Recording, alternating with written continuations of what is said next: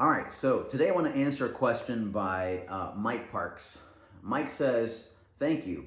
It takes courage to publicly share things like this. What have you done to overcome this trauma and abuse?" Another question: "Have you forgiven those who inflicted this suffering on you? If so, how did you get there?" Sorry for the deep questions. LOL. Don't apologize. Great questions. In fact, the purpose of this is not for me to be pretentious and talk about me. I have a method I want to get to and how I'm actually tackling my mental health issues. And it's been a journey for me. And that's how I've become, or I'm becoming, still growing, a mental health expert. So how have I overcome this? Well, I have talk therapy. That's for starters. I can't recommend that enough.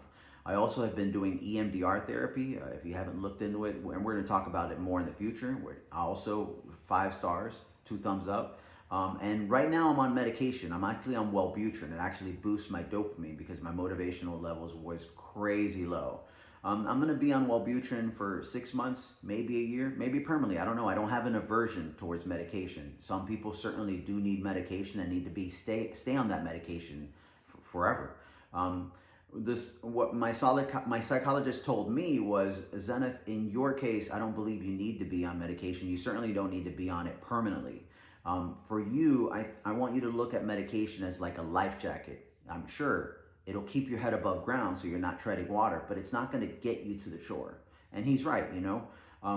You have to get to the shore. You have to do the work yourself. So you have to do, just to list a couple of things, but we'll get to it more in the future, is you have to do a minimum of 10 minutes of sunlight, at minimum of 3 times a week. You have to do a minimum of 150, preferably a minimum of 180 minutes of cardio per week.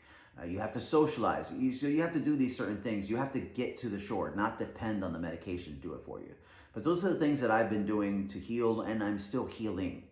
As far as forgiving people that have hurt me, I want to say yes, right? Verbally, it's go to, yes, I've forgiven them, But I feel like it's not just about forgiveness, it's about fully healing. Like, can I talk about these things that these people did and it not hurt me anymore? And more, in other words, am I free from that suffering? Because I'm still being held down by my father figures, by my mom, by my uncle, by these people that really, really hurt me. I'm not free. And most of them are not even alive anymore. They're dead. So I feel like you really truly fully forgive somebody when you can talk about that situation and not get glassy-eyed like I did in the last 2 videos. So I'm not fully healed, but again, verbally I do want to say that I forgive them. Sorry about the word vomit. These videos are much longer than the typical 90-minute videos, or this video is much longer than typical 90 minutes. And most importantly, you thanking me for the vulnerability. Yeah, thank you. Thank you. You have no idea how much that means to me. It did take a lot of courage. I don't want to toot my own horn, but on one side, part of my denial was because of the masking and the, from the autism, and I also didn't process the emotional trauma from my childhood. So part of it was that. But the other part of it was, well, first off, there was that narrative that goes on in your head that you go, oh, is this going to come off as me being transparent and helping people?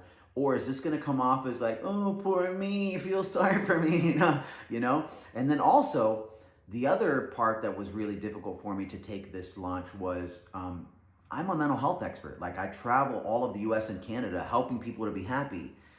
I just, at least subconsciously, but certainly I sometimes consciously felt like I can't be struggling with these issues. I'm supposed to be an expert. And I could see a world where people would be like, why would we listen to this guy? This guy, he tried to commit suicide once. He's struggling still with his mental health. So that took a little bit of courage as well. But ultimately, I decided, you know what? I figured that if I'm more transparent, if I'm more open with how everybody struggles and everybody needs therapy, and I do mean everybody needs somebody to talk to, preferably a licensed therapist. If I'm open with that, maybe it'll help other people's and get rid of the stigma of medication, the stigma of having depression. People just tell you, oh, just think different thoughts. Oh, really? Because I haven't thought about that. Thank you so much. Duh. Another one would blow your mind. This happens a lot. I actually had a fallout with a friend of mine who gave me a hard time about the whole suicide. he or she, I'm going to leave them as leave it as vague as possible. They felt like, well, you're selfish if you try to take your own life. Well, I mean, I actually subscribed to that thought at a point in time, especially when people did it during the holidays. But what that individual doesn't realize, and I myself didn't realize, other words, that's why I'm not angry at the person. I just kind of had a little bit of fallout because I want to distance myself from people that are not going to help my growth. But I had that thought too. Especially for people that do it over the holidays, because you're tainting the holidays for your surviving family members forever. But what people don't realize, and this happened to me, and we'll talk about it more, is your brain convinces you that your body is better, that your family members, that everybody's better off without you. You're not doing it because you're selfish. It's a mental health issue. You are mentally ill. We wouldn't mistreat somebody that's in a wheelchair or with a seeing eye dog. Come on, see better. We wouldn't do that. But that's the difference between mental illness and physical illness. Physical illness you can see, but mental illness isn't tangible. So ultimately, again, thank you for your compliments. I decided to be more transparent and open so that we could have less stigma related to mental health. So we could actually make real strides, not just say mental health awareness for 1 month and then the rest of the year we don't even think about it or talk about it. So Mike, I love your questions. Tomorrow I'm going to actually tackle some other questions of people that have asked me, but they've asked to stay anonymous. They asked me how have I handled the movers and the other things that I've struggled with, and we'll talk about that tomorrow.